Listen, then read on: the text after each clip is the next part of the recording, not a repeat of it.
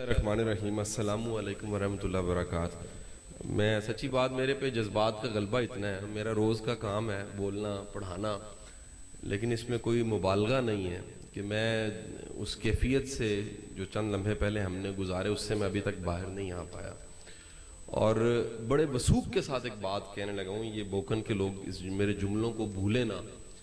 میں نے زندگی میں 100 سے زیادہ یونیورسٹیوں میں اعزازی لیکچر دیے ہوں گے، پاکستان کا شاید ہی کوئی ادارہ ہو جہاں میں نے نہ پڑھایا ہو۔ میرے روز بروز جو میری مصروفیات ہیں، پچھلے 3-4 دن سے میں سول سروس اکیڈمی میں تھا، ہر ہفتے میں مجھے جوڈیشری کی کوئی کلاس پڑھانی پڑتی ہے۔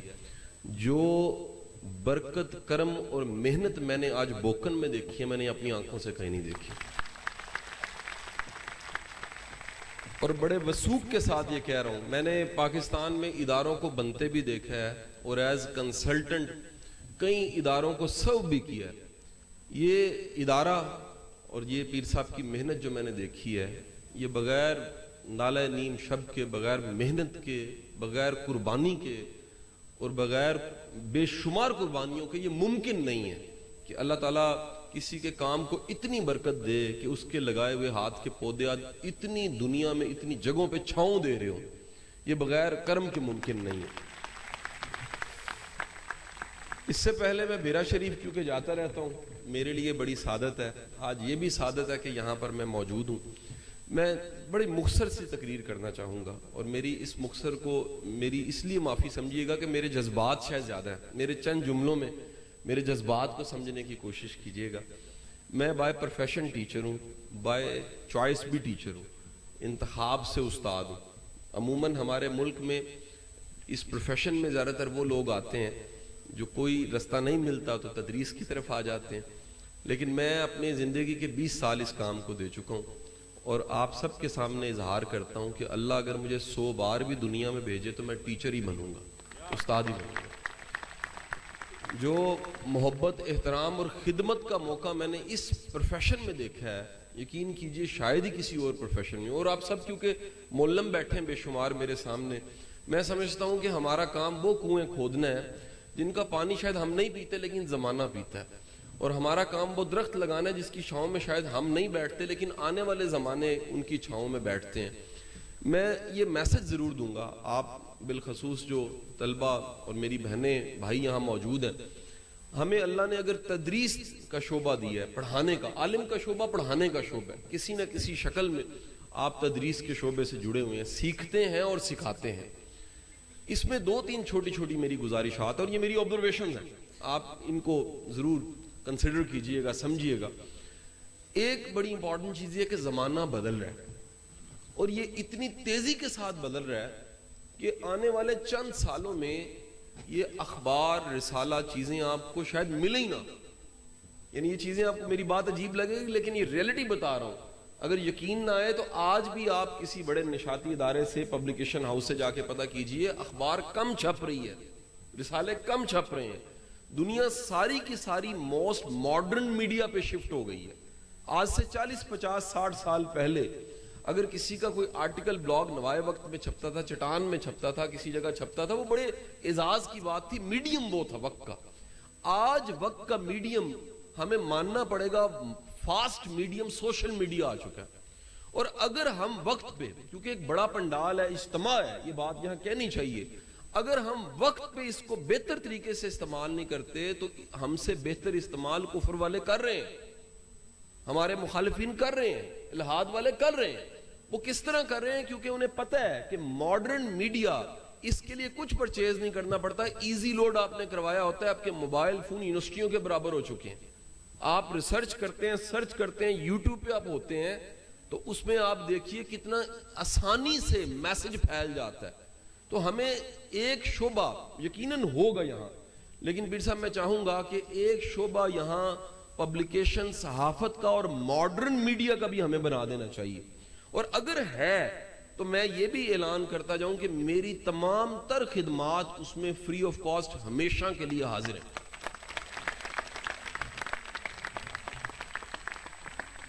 اچھا، دنیا ان سارے اس طرح کے پیکج کو، کام کو تھنک ٹینک کہتی ہے، اور ہم ایک ماڈرن تھنک ٹینک کی شکل ہے، ہم سب جو ادارہ چلا رہے ہیں۔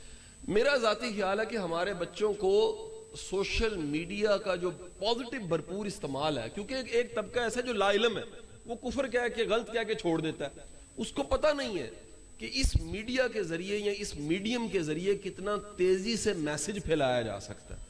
آپ دور نہیں، یہ پاس ہمسایہ ملک ہے، دشمن ملک بھی ہم اسے کہتے ہیں. آپ جا کے دیکھیے کہ وہاں جو تھنک ٹینکس ہیں، میں ریلیجیس کی بات نہیں، جرنل بات کر رہا ہوں، ان کے جو سبسکرائب ہیں یوٹیوب پہ وہ ملین میں ہے، کروڑوں میں ہے. آپ کو یہاں پر معافی کے ساتھ اس طرح منظم پورے ملک میں کام نہیں ملتا، کیونکہ یہ ٹرینڈ ہی ابھی نہیں آیا. ہمیں اندازہ ہی نہیں ہے کتنا ماڈرن میڈیا ہے اور اس پہ کتنی ضرورت ہے کہ اگر آپ نے دین کو سمجھا ہے، آپ جانتے ہیں ابلاغ کو، آپ لکھنا بولنا کانٹینٹ بنانا جانتے ہیں، تو خدا را سوشل میڈیا ماڈرن میڈیا کے ذریعے خدمت کیجئے، بڑی گنجائش ابھی باقی ہے. ایک اور آپ کو بات بتا دوں، اس بات کو میں سیکنڈ کروں گا جو پیر صاحب کی بات کو یہاں پر کوٹ کیا گیا کہ جو جنگیں ہیں وہ میدان جنگ میں نہیں ہوتی، وہ کلاس روم میں ہوتی ہیں. میں ایک ایڈیشن اس میں کر دوں، اب جنگیں جو انسی ہیں وہ سوشل میڈیا پہ ہوتی ہیں. اگر یقین نہ آئے تو 20-25 دن کا سارا سوشل میڈیا اٹھا کے دیکھ لیں. آپ کے ملک نے ایک وہ جنگ ہے جس میں 2 طیارے گرائے ہیں، ایک وہ جنگ ہے جو سوشل میڈیا کے ذریعے بھی لڑی ہے، اور اس میں ہمیں بے شمار لوگوں کی ضرورت ہے، اس میں بے شمار سپاہیوں کی ضرورت ہے جو ممکن ہے ہتھیار نہ اٹھایا ہو لیکن میسج پراپر کمیونیکیٹ کر دیں. دوسری گزارش اس میں کر دوں، ہم میں سے بے شمار لوگ یہ سمجھتے ہیں کہ میڈیا، الیکٹرانک میڈیا یا میڈیا میں جو لوگ ہیں وہ غلط ہے. میں آپ سب کو دعوت دے رہا ہوں، آج آپ سب کی زیادہ ضرورت ہے وہاں پر. کس طرح ضرورت ہے؟ اگر دین کو سمجھنے والا میڈیا پہ موجود ہے تو وہ زیادہ اچھا مقابلہ کر سکتا ہے، وہ زیادہ اچھی خدمت کر سکتا ہے. میں نے وہ سب جو دین سمجھا سیکھا، گھر کی تربیت اچھی تھی، مجھے فخر ہے میں اس مٹی سے ہوں، میری پیدائش یہاں سے چند کلومیٹر دور عزیز بٹی ہاسپٹل کی ہے، مجھے فخر ہے اس بات پہ. میری تربیت گھر سے اچھی تھی، والدین نے تربیت بڑی اچھی کی، ہمیشہ اچھی چیزیں ویلیوز ہمیں گھر سے سکھائی گئیں. میں نے صرف اور صرف اگر کیا ہے تو وہ جو تربیت مجھے تھی اس کو میں نے اگر میسج کی شکل دیا تو آپ دیکھیں 7 بر اعظم میں پھیل گیا. تو آپ تو میرے سے زیادہ قابل ہیں، آپ نے دین کو، حدیث کو، قرآن سے مجھ سے زیادہ اچھا سمجھا ہوگا، کیونکہ آپ اس ادارے سے پڑھے ہیں جس کو میں آج سند دیکھ کے جا رہا ہوں. اس سے زیادہ اچھا منظم ادارہ میں نے نہیں دیکھا. تو آپ کو یہ سوچنا چاہیے کہ آپ آنے والے دنوں میں اس محاذ پہ بھی تیار کریں اپنے آپ کو. کیونکہ ایک چھوٹا سا میں میسج آپ کو دے دیتا ہوں. میں ایکسپریس میں لکھتا تھا آج سے 10-12 سال پہلے کی بات. پھر صاحب میرا ہاف پیج کا مضمون چھپتا تھا، ایکسپریس اچھا بکنے والا اخبار تھا تب. ہاف پیج کا مضمون میرا چھپتا تھا. 2008 میں میری کتاب آ گئی. وہ کتاب آئی، وہ میرے مضامین کی کتاب تھی جس میں 52 آرٹیکلز تھے. کئی سال گزرنے کے بعد میں نے اندازہ لگایا کہ وہ کتاب چند لوگوں نے پڑھی ہے، چند لوگوں نے. لیکن میں نے دیکھا کہ ایک ویڈیو پراپر یا ایک ویڈیو میسج اگر جاتا ہے تو میں نے جو صبح کل گڈ مارننگ کیا تھا، ابھی 24 گھنٹے گزرنے والے ہیں اپلوڈ کیے ہوئے، اس کو دیکھنے والوں کی تعداد لاکھوں میں ہو چکی ہے. یعنی ہمیں ماننا پڑے گا کہ ایک ریڑی یا ایک ٹانگا یا پرانی سزوکی کار وہ جہاز کا مقابلہ نہیں کر سکتی. سو ماڈرن میڈیا پہ اگر آپ آتے ہیں اور ماڈرن میڈیا کے لیے اپنے آپ کو تیار کرتے ہیں تو یاد رکھیے گا آپ سے دین کا بڑا کام آپ پھیلا سکتے ہیں، خیر کا کام بڑا پھیلا سکتے ہیں. میری کم از کم ناقص رائے میں یہ ہے، بڑی دنیا جو مشکلات کا شکار ہے انہیں دین کا فہم نہیں ہے، اور یہ کامن مین تک پھیلانا بڑا ضروری ہے. ایک لوکل ریسرچ یہ کہتی ہے کہ بڑی دنیا طلاق کے بعد رجوع کرنا چاہتی ہے. اب وہ رجوع کیوں کرنا چاہتی ہے؟ لا علمی کی وجہ سے. اس کو خبر نہیں ہوتی کہ طلاق دینی نہیں تھی میں نے، یا اسے خبر نہیں تھی اس طرح سے نہیں دینی. اور اپنی جو کم علمی ہے دین کے مختلف شعبوں کے بارے میں، بڑے کم لوگ میں نے ذاتی طور پہ دیکھے ہیں جو اپنے والد کا جنازہ پڑھا سکے، جو غسل خود دے سکے، جو اذان دینے کے لیے ہمیں مولوی صاحب بلانے پڑتے ہیں. اگر یہ دین کامن مین تک آپ کے ذریعے جاتا ہے تو سمجھے انقلاب آ جائے گا. یہ ہم صحیح معنوں میں خدمت کر سکیں گے. یہ بھی نشاندہی کرنا چاہوں گا، دیکھیں دین صرف علماء کا نہیں ہے، دین امتی کا بھی ہے، دین گناہگاروں کا بھی ہے. ان کو بھی کوئی پتہ لگنا چاہیے. میرے پاس کئی لوگ آتے ہیں اللہ معاف کر دے گا، میں یقین دلاتا ہوں، میں قسم کھا لیتا ہوں. ایک جیل میں نے لیکچر دیتے ہوئے قسم کھائی، میں نے کہا اب سچی توبہ کرو، میرا رب معاف کرنے والا. وہ رونے لگ پڑے، وہ کہتے ہیں واقعی معاف کرتا ہے، ہمیں تو پہلے یہ پتہ ہی نہیں تھا. میں کہا یقین رکھو، تم توبہ کو پڑھ کے دیکھو، رب سے زیادہ غفور الرحیم ذات ہے ہی نہیں کسی کی. ہم تو بندہ بندے کو معاف نہیں کرتا، رب تو معاف کرنے والی ذات ہے. تو آپ کے ذریعے اگر کامن مین تک میسج جاتا ہے, دین کا فہم جاتا ہے, اور سوشل میڈیا ماڈرن میڈیا کے ذریعے جاتا ہے, تو سمجھ لیجئے یہ ایک نیا ٹرینڈ ہوگا. پاکستان میں جتنا کام سوشل میڈیا پہ دین کا موجود ہے, میں تھوڑا سا کرٹک اس کو کروں گا, اس میں مستند کام کم ہے, روایتیں زیادہ ہیں. میں کسی عالم کو کرٹک نہیں اس وقت کر رہا, میں کسی مسلک کو کرٹک نہیں کر رہا, میں کسی مکتبہ فکر کو کرٹک نہیں کر رہا, لیکن یہ میری رائے کو آپ جا کے تحقیق کر لیجئے, سچی ملے گی آپ کو. جو جن کا کام زیادہ سوشل میڈیا پہ مل رہا ہے نا, اس میں علمی کام کم ہے, اس میں روایت اور جھوٹی روایتوں کی ریشو بہت زیادہ ہے, اور اس کی وجہ سے اس کا نتیجہ کیا ہے؟ ممکن ہے وہ اجتماع کی شکل میں ہمیں زیادہ کئی جگہوں پہ دکھیں, لیکن علمیت میں اگر آپ دیکھیں گے تو وہ بڑے کمزور ہیں. تو ہمیں ایک بڑی گنجائش یہاں پر ملی ہوئی ہے کہ ہم سیکھیں اور ماڈرن میڈیا کے ذریعے سکھائیں. دوسری گزارش یہ ہے کہ آج سے کوئی مہینہ ڈیڑھ پہلے اسی گجرات کے ایک قصبہ ہمارا ڈنگا, وہاں پر ہیڈ ماسٹر صاحب ریٹائر ہوئے, یہیں بیٹھے ہیں. میں نے ان کی ویڈیو دیکھی, میں نے ان کو پہچانا, میرے سے راہ نہیں گیا کہ ان کی میں تعریف نہ کروں. میں نے بڑے لوگوں کو ریٹائر ہوتے دیکھا ہے, جتنی رسپیکٹ کے ساتھ میں نے ماسٹر عارف صاحب کو ریٹائر ہوتے دیکھا, میں نے نہیں کسی کو دیکھا. اور ایک استاد کے لیے اس سے بڑی کمائی کوئی نہیں. یقین کریں, بندہ گھر بنا لے, گاڑی بنا لے, یہ کوئی بڑی کمائی نہیں ہے. جتنی بڑی یہ کمائی ہے کہ بندہ اپنے شعبے میں زندگی گزار چکا ہو اور پورا پنڈال اٹھ کے اس کے لیے کلیپنگ کرے.